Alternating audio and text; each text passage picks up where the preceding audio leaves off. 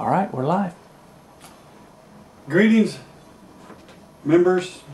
My name is Larry Birchfield. I'm the Region E policy person for the National Oil Program. I've had the pleasure of serving as the Region E National Policy Program person for the last about 7 years here in which covers Texas, Louisiana, Oklahoma, and Arkansas. I've also had the pleasure of going out to a lot of union halls and meeting with folks and talking to them while we've been in this strike going here in 2015. I just want to spend a couple of minutes to talk about some things that are going on with our strike and try to get our message out to our members in every format that we can, whether it's videos like this, talking in union halls, our social media platforms, and our web pages. And I appreciate your time while we go through a couple of things. We have folks on picket lines all throughout the country in support of this National Oil Program strike. And there's everybody that's on our picket line should have a good understanding of why they're there and what we're doing in this fight. So as we go through this video, there's two big takeaways that you should take out of this. And the first one is why we're on strike. And the second one, the importance of manning our picket lines and what we do during this fight. I want to start out first with talking about some of the things that you'll see transform in your union halls that are in conjunction with this strike. And that's things like strike assistance committees. Folks volunteering their time. They're on strike. They're out here at the union halls every day making sure that our folks get the assistance that they need. These are very tough jobs.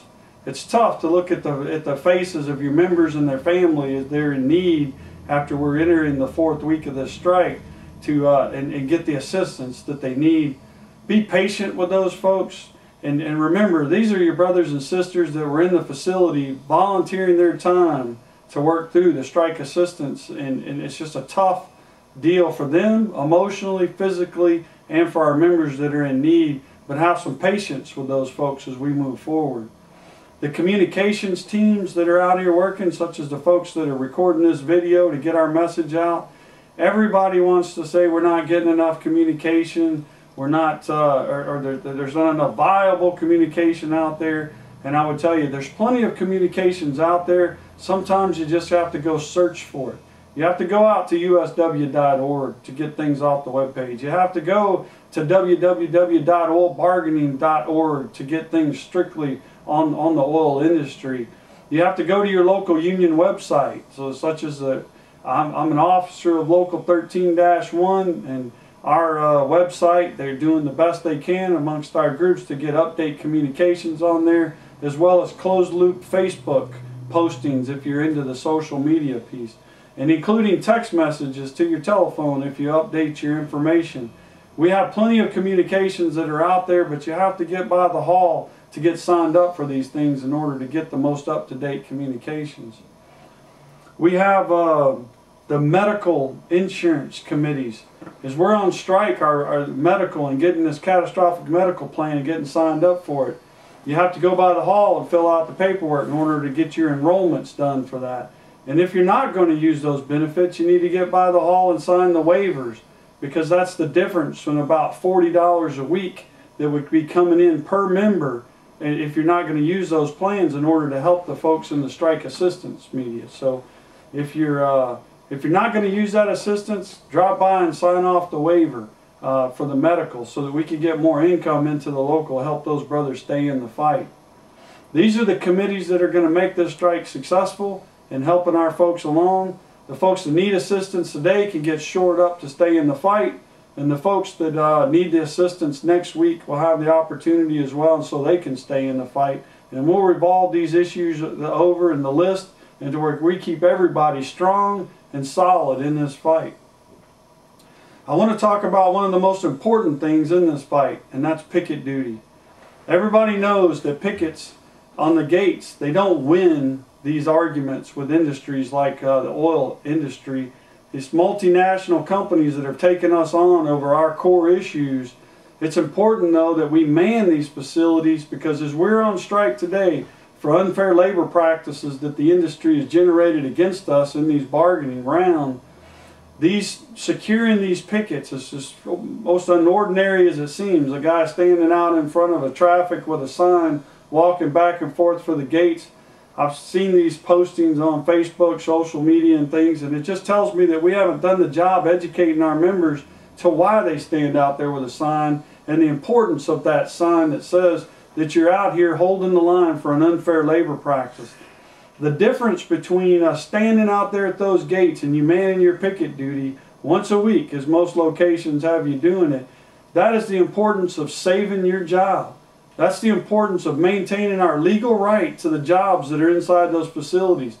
If we don't stand picket, we don't have a couple people on our line every day in front of those gates 24/7, companies such as the one that I work for will come in and challenge you that you abandon the job and you abandon your legal rights to the jobs that are inside those facilities. So as you're contacted by picketing crews, picket captains, picket majors, picket sergeants, whatever the term is that's used in the local union you're in, the importance of them calling you and getting you on that line is to secure your job.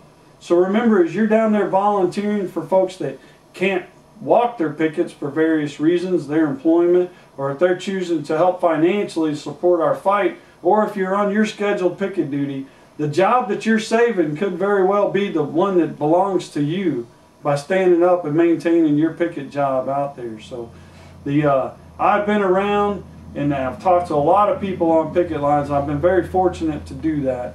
And I want to make sure, and through this video and other communications, that every person on that line knows that they're maintaining the legal right to their job by standing out there on that picket line and supporting us, even if there is not a car one goes by. I've heard this, the sort of the rhetoric and the conversation goes along for these late night picket shifts. You know, they're in the car came by. Well, that's okay. But I promise you, on the other side of that gate, there's somebody monitoring that gate to make sure somebody's standing out there so that they have the ability to challenge whether we've abandoned our jobs or not. So stand strong on those picket lines, and along with the picket duty comes rallies. When you see rallies that are scheduled, let's get folks out there en masse. Let's bring your families out for these rallies. Let's let the community support that's rolling in for us, as well as whatever we're rallying against or whatever location, know that we're standing solid, not only as members but as family, and that we're out here protecting our jobs and protecting the communities in this fight that we're in. I also want to talk a bit about some of the other rhetoric that I've heard you know, through social medias, the news and things like that, so that folks understand where we're at in this fight. People like to think that this fight they're putting out there across news wires and newspapers, that this is an international union fight, that the international union has drug us into a fight, and that the rank and file members, which is just a term for the average working guy, just like myself, that goes through the gate every day. I work at Galveston Bay Refinery. I'm a machinist. I come in and out of that gate with my steel toe boots and FRCs, as well as thousands of other members in this union do every day. But I also sit on a board that's the Oil Policy Board. And it's the gatekeepers, if you will. 5 rank and file members that go into facilities every day, that we stand out on the line on strike in some cases, in other cases still working under 24-hour extensions. But we are the gatekeepers that approve every offer or reject every offer that comes across the national oil bargaining platform. So you should know, when you see somebody say something about the international union got us in a fight and this has nothing to do with our members, you should know that this 5-person hourly rank and file committee board, 3 of which are on strike, 60% of our hourly board, their locations are on strike in support of this unfair labor practice strike. That when you hear those things, you should be commenting on that, hey, I heard a guy named Larry talk about this, and that's a bunch of crap. We're on unfair labor practice strike because the industry has not bargained with us in a manner that is consistent with the National Labor Relations Board. They have broken the law on multiple occasions at multiple sites in order to try to strip away things that we've earned in this bargaining process for years. But don't listen to those folks when they tell you anything like that, because it just simply is not the truth. I'm looking at a couple of notes because I like to make sure that I get things into this video. But we have a lot of folks out there that want to know that the 30,000 oil workers that we represent across America, why we don't have all 30,000 of those people pulled out today. And I would like to tell you that I see these conversations going on locations that are working and the locations that are on strike. So it's not, neither conversation is independent of one.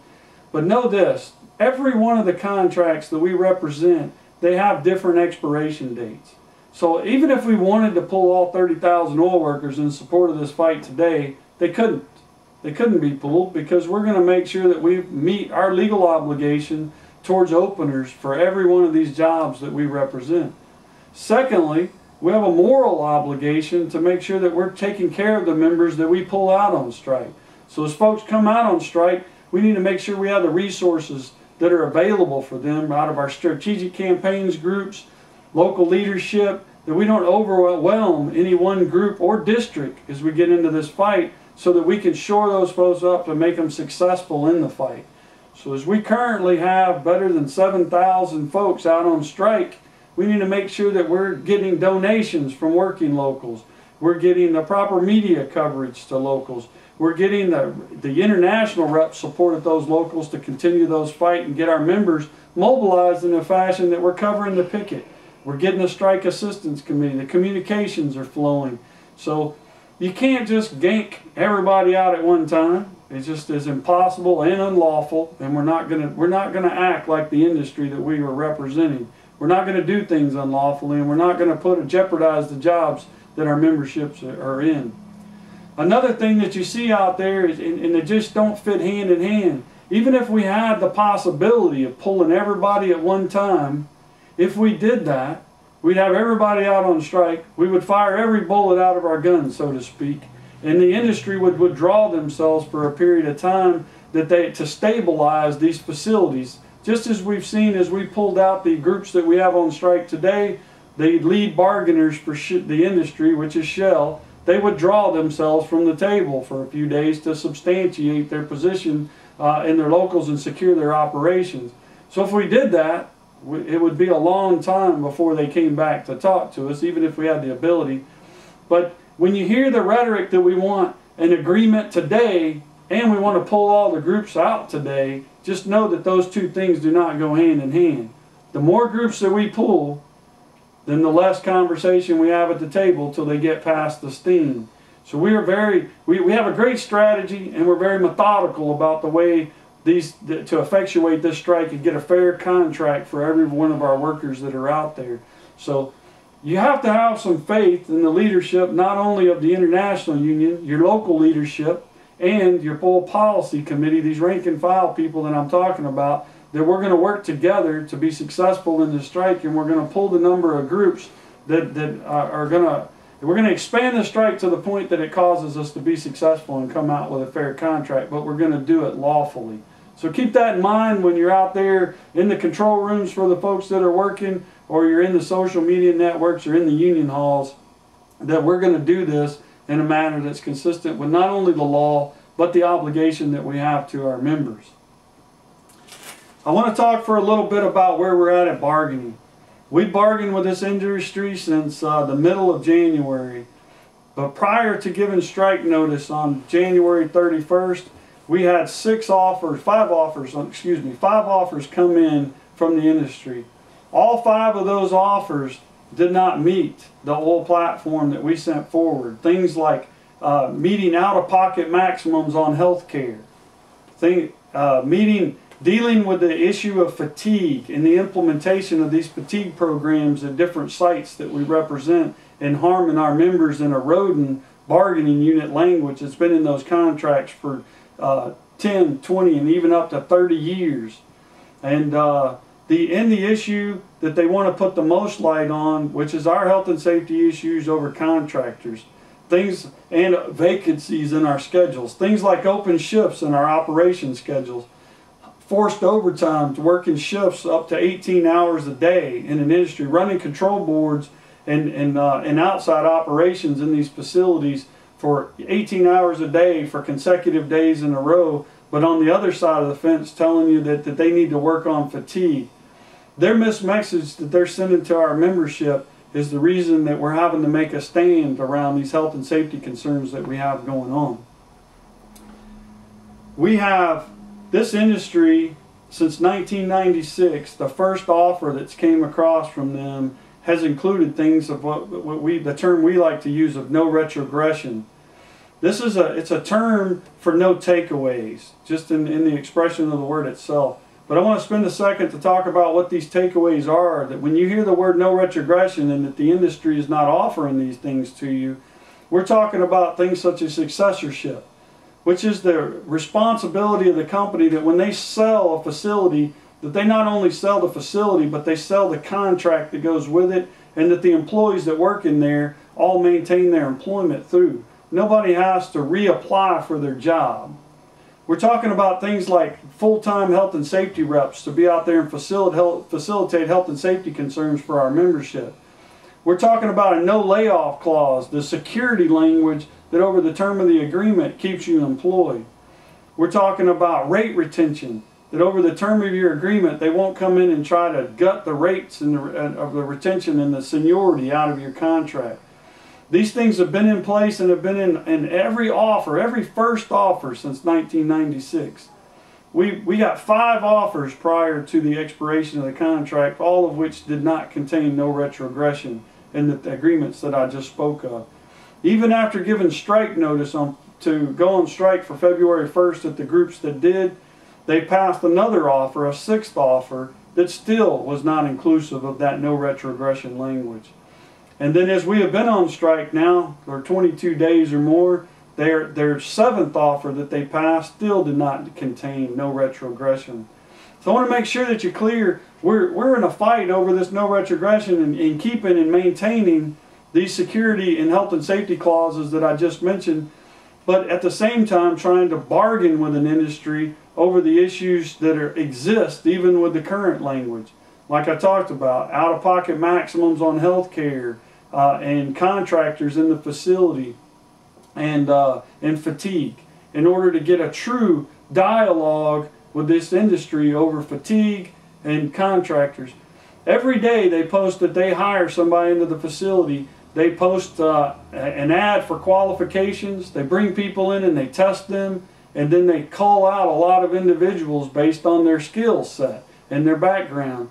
But the very next day they'll bring the same people that they just deemed unqualified to hire as a permanent employee. They'll bring them through an auxiliary gate as a contractor, knowing that they're bringing folks in that some skill, but some that lack the skill and that it requires to work in the facility. But if just by bringing them through an extra gate, they deem them qualified and let them work in the facility, and they cause a lot of issues health and safety wise, not being skilled. Whether that's from an operations position, working logistics areas, to loading or unloading, to skilled craftspeople every day.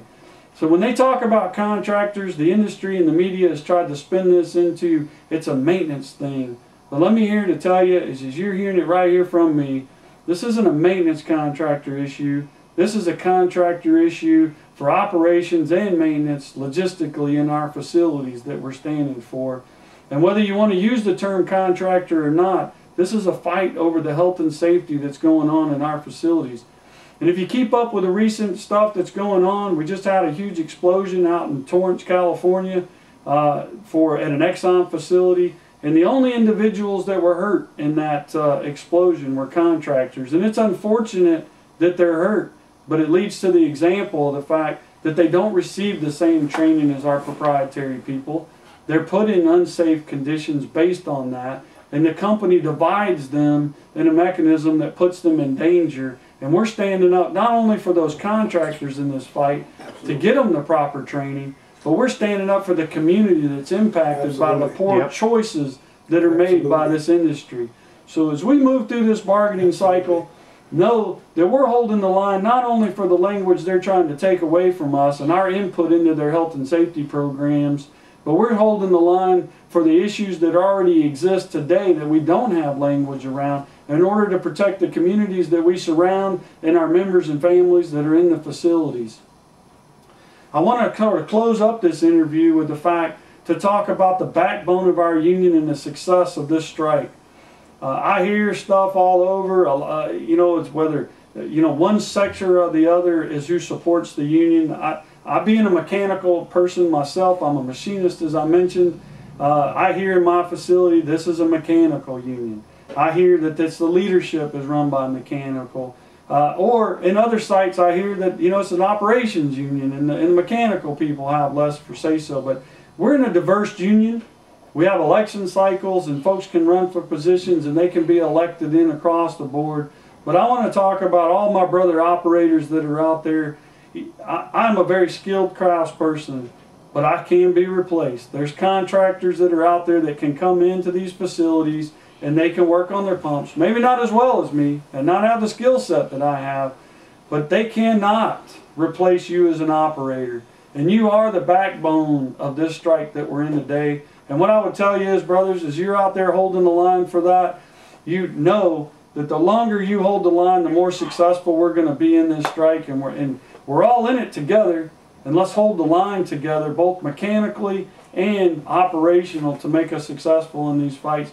And when these supervisors call you from the house, relationships that you may have, and they ask you about how to operate the control board or how to switch certain pumps over, you should certainly be thinking about your family that's outside the gate and hold the line around that and let those relationships rebuild themselves when we go back to work. And we offered this industry a safe and orderly shutdown. We offered them the ability to shut these facilities down and save our jobs, save the equipment, and save the community any issues from environmental releases to explosions or anything else that comes out of them trying to run these sites with unqualified people. But don't get caught up in the mix of that. They're not supporting you. Don't support them until we get back in. So solidarity across the patch for everybody. I hope this video has been helpful to you. Why that we're on strike, and two, the way the industry has treated us and the importance of being out there supporting your local union on those picket lines. Thank you. Okay. Hello, I'm Reverend James E. Daniels. I'm one of the vice presidents for Local 13-1, and I'm also the chaplain of our great local. And I just wanted to take time to say to those of you who have heard this beautiful message by Larry Birchfield that I've known him a long time. And what he has said to you, he feels that. I happened to be at the Pasadena Hall this morning, and I heard about the message that he gave on yesterday. And I had said in my heart that I wish I had been there to hear it. And lo and behold, I got an opportunity to hear this message. Now I want you all to understand this one thing, that everything that he said in his message came from his heart. And I can't say anything except amen to the word that he spoke. I can't go over it again and give it to you word for word like he said, but there was something that he said that lets me know that we are right in what we're doing. And because we are right in what we're doing, God is going to sustain us. I want each and every one of you that's viewing this today to understand this.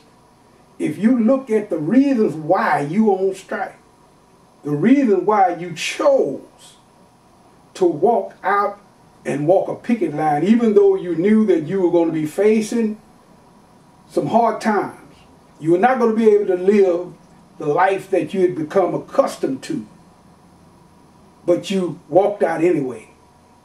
I stopped by to tell you today that you have a power higher than all of us. Greater is he that is in you than he that is in the world.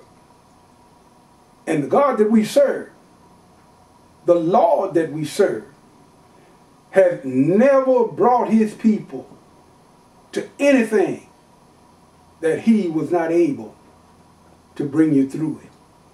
Now, I guess some people might say, well, did God bring me here to leave me? Or I'm having problems in my life. It looks like I'm going to lose my home. I'm going to lose my car. I'm going to become bankrupt. Brothers and sisters, our God, my God, your God, has cattle of 1,000 hills. He said, all the silver and gold is mine. Believe and trust.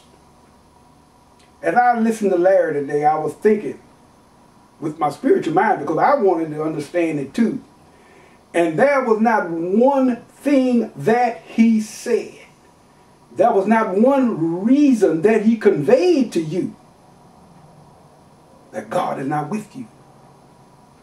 These things that he said, and he was not mindful of what he said in a spiritual sense, biblical spiritual sense, shall I say. But the thing that he said is rooted in God's love for us as men and women. The Lord wants you safe on your job. The Lord doesn't want you to lose what you've already gotten. He wants you to be prosperous in your day-to-day activities. The earth is the Lord's, and the fullness thereof, the world and they that dwell therein. You all have a right to live prosperously. You have a right to live safe. And then I say to you these last words, as I was listening to Larry, I thought about this. I'm going to challenge you to get out in your community. Let your community brothers and sisters know what this strike is all about. Don't let them hear it on TV. Don't let them hear it coming from the company. Get out in the community and let your brothers and sisters and neighbors and relatives hear this for themselves. And to you young men and women who have just started out in life, and it seems like things have turned on you, you're asking the question, why should I be on this strike? Well, I'm going to give it to you simply. The Bible says even the unlearned can understand this. Every benefit that you have, somebody walked a picket. Somebody stood in the gap. Somebody went without for you to have what you have. And now it's your time to prove that their sacrifice, their suffering, their doing without was not in vain. Yes. That you are willing to take up the flag and fight for the next generation coming behind you. Because if Jesus doesn't come back and rapture his church, there is a next generation coming behind you. Love that generation like the generation before loved you. Give to that generation what the generation before you gave you. Walk, love, talk, and pray together. And as I close this little speech, or whatever you want to call it, but my heart is in tune with what I'm saying. Stand up and fight back. Because the Lord has not brought you to it, not to be able to bring you through it. Thank you.